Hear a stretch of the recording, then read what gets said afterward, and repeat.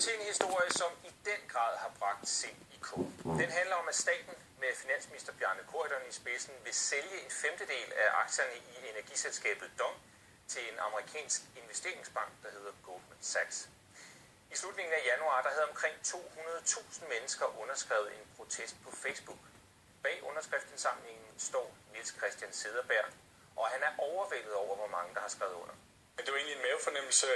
Jeg synes ikke rigtigt, der var noget debat om det her. Det var faktisk min svoger, som gjorde mig opmærksom på, at du er klar over, at staten er ved at sælge DONG-aktier til Goldman Sachs. Og jeg tænker, hvad for noget? Det kan da ikke være rigtigt, fordi det er da en af de mest omdiskuterede investeringsbanker i den nyere tid, kan man sige, i forbindelse med hele finanskrisen og alt det der. Og så var jeg inde og tjekke, jeg kunne ikke lige finde noget, og så tænkte jeg bare, ved du hvad, så skrev jeg bare frit fra leveren og startede den der underskriftsindsamling og delte den med mine venner på Facebook, og så er det bare taget fart derfra. Ja, det handler altså om DONG Energy, som er et stort dansk energiselskab, faktisk det største i Nordeuropa. Det er også et aktieselskab, det vil sige, at ejerne har aktier, som er værdipapirer i selskabet. Lige nu ejer staten 81% af DONG, har altså 81% af aktierne, og de sidste 19% ejes af private virksomheder. Stort set alle partier i Folketinget er enige om, at en større del af DONG skal privatiseres, altså sælges, så staten skal eje en mindre del, og at der skal sælges flere aktier til private virksomheder. Det var faktisk noget, man vedtog allerede for 10 år siden. Udsigten til, at den amerikanske investeringsbank Goldman Sachs så går ind og køber 19% af statens aktier i DONG, er det, der har skabt røre og også sat underskriftsindsamlingen i gang, som vi hørte om før. En investeringsbank, det er en, som investerer i aktier og rådgiver virksomheder, men den har ikke private kunder, og netop Goldman Sachs er en bank, som har et noget blakket ry. Det er verdens største investeringsbank, en bank, som betegnes som rigtig dygtig til det, de gør, nemlig at få penge og investeringer til at yngle, og måske også lidt for dygtige. De har et meget blakket ry her i USA. På listen over de 150 største amerikanske firmaers renommé, ja, der skraber Goldman Sachs bunden sammen med i øvrigt andre amerikanske finansielle institutioner. De ligger på 145. pladsen. Så det, at de er så dygtige, er også det, de bliver straffet for nu, og det er, fordi de bliver beskyldt for at have problemer med moralen og være en af hovedskurkene bag den finansielle krise, som ramte hele verden i 2008. Sidst i januar gennemførte TV2 en meningsmåling, hvor vi spurgte, om man var for eller imod et salg af aktier til Goldman Sachs. 68% var imod, altså næsten 7 ud af 10, og kun 12% gik ind for et salg.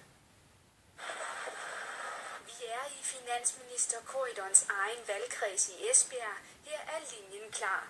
Mener du sige, vi er lommen på nogen uden for landets grænser? Det er noget skidt. Hvorfor?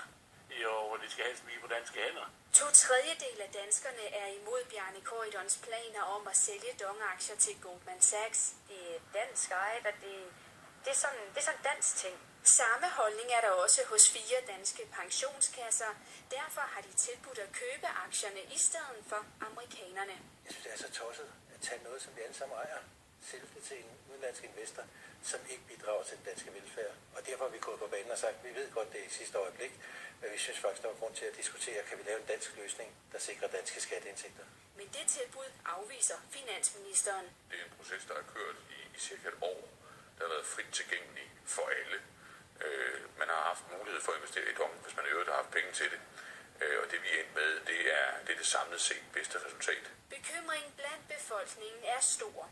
Udover at 2/3 er imod salget, frygter næsten hver 6. dansker også, at Goldman Sachs medejerskab af DONG vil betyde højere priser på el og gas. Goldman Sachs, de investerer ikke i noget, uden at det er penge, de vil tjene. Og hvordan tjener man flere penge? Jamen det gør man ved at sætte prisen op. Bekymring eller ej, Bjarne Corydon understreger, at det er vigtigt at sælge aktierne, fordi DONG er i økonomisk krise. Jeg mener, vi står i en situation, hvor en af vores store virksomheder i Danmark har brug for, at vi som samfund træffer den rigtige beslutning, og dermed giver det en hjælpende hånd med at investere og komme videre i stedet for at skære ned. Underskriftsindsamlingen mod salget af DONG-aktier til Goldman Sachs er faktisk den største underskriftsindsamling, der har været på hjemmesiden skrivunder.net. Dobbelt så mange har skrevet under mod salget af DONG-aktier til Goldman Sachs som mod den nye offentlighedslov. En lov, som gjorde folketingspolitikers arbejde mere uigennemsigtigt, og som ellers til har været den største underskriftindsamling. Alligevel så får en underskriftindsamling som den her sjældent reel betydning, mener kommunikationsrådgiver Joachim Sperling. De mange underskrifter vidner om, at der er gået følelser i sagen i stedet for facts, siger han. Jeg tror, der er gået meget stærke følelser i den her sag. Altså, der er nogen, der har været ret dygtige til, må man sige, at så tvivl om grundlaget for den her aftale her.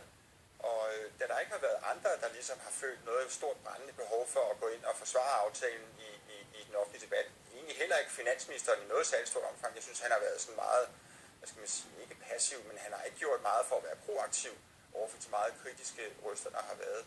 Jamen så kan der rejse sig sådan en stemning her. Og vi så det jo også for godt 10 år siden, hvor at TDC blev solgt til 5 kapitalfonde, hvor der rejste sig en bølge af modvilje mod sådan noget international finanskapital, som det bliver kaldt for. Men altså, hvad kunne man have gjort? Altså, det er jo din ekspertise. Hvad skulle Bjarne Corydon for eksempel have gjort? Man er jo nødt til, hvis man kan se, at der er en krise under opsejling, så er man nødt til at sige, hvad er det for nogle kritikpunkter, som der kan komme.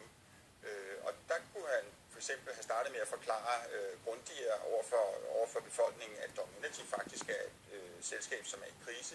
De står og mangler et større milliardbeløb.